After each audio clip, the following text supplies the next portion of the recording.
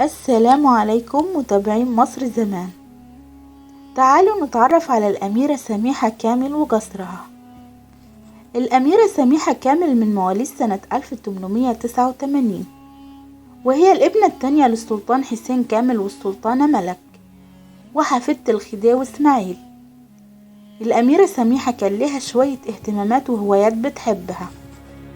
اتعرف عنها إنها كانت بتحب الفنون والموسيقى والأدب والغنى، وكانت بتكتب شعر بلغات مختلفة منها العربية والتركية والفرنسية، وبتحب تعمل الندوات والكرنفالات التنكرية.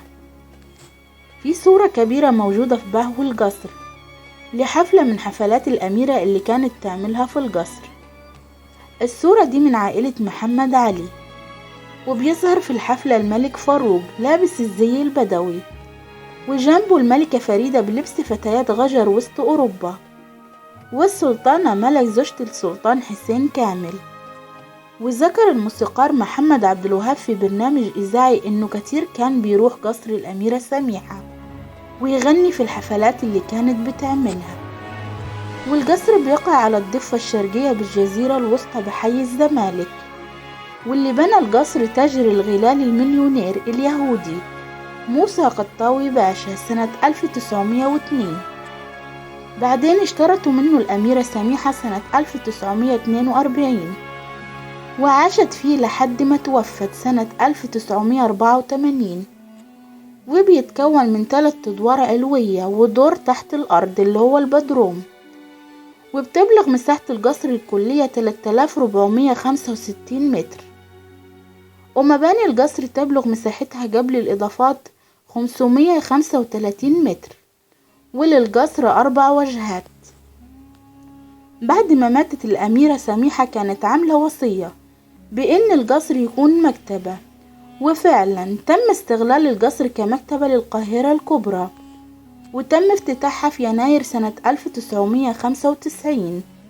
وبتقوم بدور كبير في نشر الوعي الثقافي والفكري لشعب مصر بصفة عامة ولسكان القاهرة بصفة خاصة، وتحتوي على فنون القاهرة والروايات والميكروفيلم والجغرافيا وخرائط القاهرة، واللي تم تحويلها كلها لخرائط رقمية ديجيتال.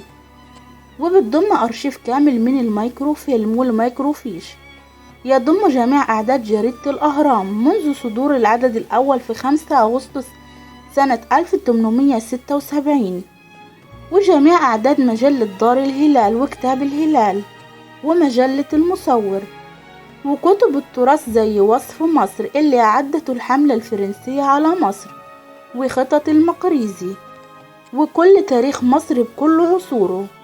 كما تضم المكتبة وصف كامل لكل مدينة وكل قرية وكل حارة وكل زجاج في مصر وكل الأماكن. كما ترصد المكتبة كافة الأحداث اللي بيشهدها كل مكان في القاهرة. وبتحتوي المكتبة على 120,000 مجلد ما بين مراجع علمية وقواميس باللغات العربية والإنجليزية والفرنسية، والكتب العلمية في كل المجالات وفي مختلف العلوم، في التاريخ والجغرافيا والديانات والعلوم والفنون والتكنولوجيا، وكمان في الأدب والفلسفة والسياسة والإدارة والسياحة. والقصر مسجل في الآثار الإسلامية بوزارة الآثار والتراث بقرار رقم 185 لعام 2001. رحم الله الأميرة سميحة كامل.